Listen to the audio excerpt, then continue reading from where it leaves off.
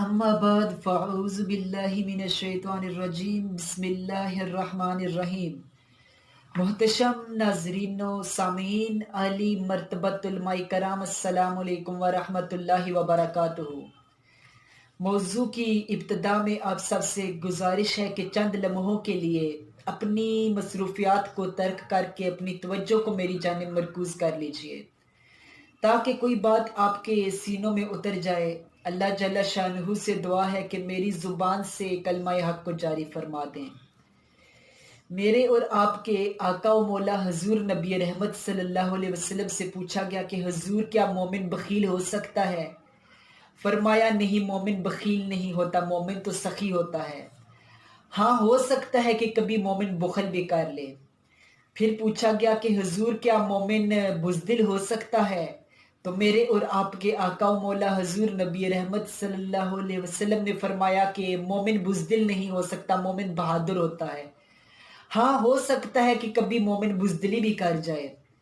تو تیسری مرتبہ میرے اور آپ کے آقا و مولا حضور نبی رحمت صلی اللہ علیہ وسلم سے پوچھا گیا کہ حضور کیا مومن جھوٹا ہو سکتا ہے؟ تو فرمایا نہیں، مومن جھوٹا نہیں ہو سکتا۔ یہ بات طے شدہ ہے کہ مومن کبھی جھوٹا نہیں ہو سکتا۔ آج میں اور آپ اپنی زندگیوں میں دیکھیں کہ کیا ہماری زندگیوں میں کہیں جھوٹ تو نہیں نا۔ آپ جانتے ہیں کہ جاپان ایک ایشیائی ملک ہے اور اس ملک کی خصوصیت یہ ہے کہ اس کا بچہ تک جھوٹ نہیں بولتا۔ آپ مجھ سے پوچھتے ہیں کہ ان کا بچہ کیوں نہیں جھوٹ بولتا، تو میں آپ سے کہتا ہوں کہ ان کے والدین نے، ان کے ماں باپ نے انہیں بتایا ہے کہ بیٹا کبھی جھوٹ نہیں بولنا۔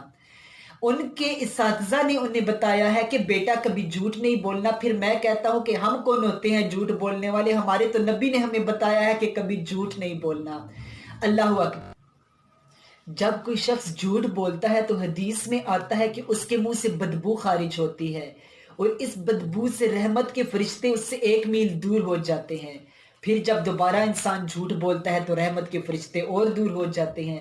تو اسی طرح پھر اگر ہم پورا دن ہی جھوٹ بولتے رہے تو سوچے کہ رحمت کے فرشتے کتنے دور ہو جاتے ہیں۔ پھر گھروں میں بے برکتیاں جنم لے لیتی ہیں، ہمارے کاروبار میں بے برکتی ہو جاتی ہے اور ازواجی زندگی میں مشکلات، گھریلو زندگی میں مشکلات پیدا ہونے لگتی ہیں۔ تو ہمیں اپنے گھروں سے، اپنی زندگیوں سے جھوٹ کو ختم کرنا ہوگا تاکہ ہمارے گھر میں رحمت و برکتوں کا نزول ہو سکے۔ اللہ اکبر۔ حضرت شیخ عبد القادر جیلانی رحمت اللہ علیہ کا واقعہ تو آپ نے سنا ہوگا کہ حضرت شیخ عبد القادر جیلانی رحمت اللہ علیہ جب گھر سے حصول علم کے لیے نکلتے ہیں تو آپ کی والدہ نے آپ کی آستین میں 40 درہم سی دیے اور ایک نصیحت کی کہ بیٹا کبھی جھوٹ مت بولنا۔ تو شیخ عبد القادر جیلانی رحمت اللہ علیہ گھر سے روانہ ہو جاتے ہیں قافلے کی صورت میں۔ تو دوران سفری قافلے پہ لوٹ مار شروع ہو گئی۔ ڈاکوؤں نے قافلے کو روک لیا، قافلے کی تلاشی لی۔ تو تلاشی لیتے لیتے ایک ڈاکو شیخ عبد القادر جیلانی رحمت اللہ علیہ کے پاس آ گیا، پوچھتا ہے کہ آپ کے پاس کچھ ہے؟ تو شیخ عبد القادر جیلانی فرمانے لگے کہ ہاں، میری آستین میں 40 اشرفیاں سی ہوئی ہیں۔ اللہ اکبر۔ یہ سن کر ڈاکو حیران ہو گیا، پریشان ہو گیا، کہنے لگا کہ لوگ تو ہم سے اپنی چیزیں چھپاتے ہیں اور آپ ہو جو ظاہر کر رہے ہو۔ لیکن پھر بھی اسے یقین نہ آیا۔ وہ شیخ عبد القادر جیلانی رحمت اللہ علیہ کو پکڑ کے نہ اپنے بڑے سردار ڈاکو کے پاس لے گیا۔ اللہ اکبر۔ اس کے پاس لے گیا تو ڈاکو نے اسے ساری بات بتائی تو وہ بھی حیران ہو گیا، کہنے لگا کہ لوگ تو ہم سے چیزیں چھپاتے ہیں اور آپ ہو جو اپنا مال ہم پہ ظاہر کر رہے ہو، آخر اس کی وجہ کیا ہے؟ تو پھر سنو شیخ عبد القادر جیلانی نے کیا فرمایا۔ آپ فرمانے لگے کہ میری ماں نے مجھے نصیحت کی تھی کہ بیٹا کبھی جھوٹ مت بولنا۔ اللہ اکبر۔ یہ سن کر ڈاکو اتنے آپ سے متاثر ہو جاتے ہیں، کہتے ہیں کہ ہم آپ کے ہاتھ پہ ہی توبہ کرنا چاہتے ہیں۔ اللہ اکبر۔ شیخ عبد القادر جیلانی فرماتے ہیں کہ میری زندگی میں جو پہلی مرتبہ تائب لوگ ہوئے مجھ سے وہ یہی ڈاکو تھے۔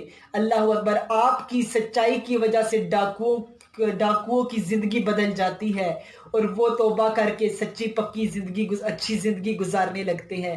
اللہ تعالی ہمیں جھوٹ سے بچنے کی توفیق عطا فرمائے۔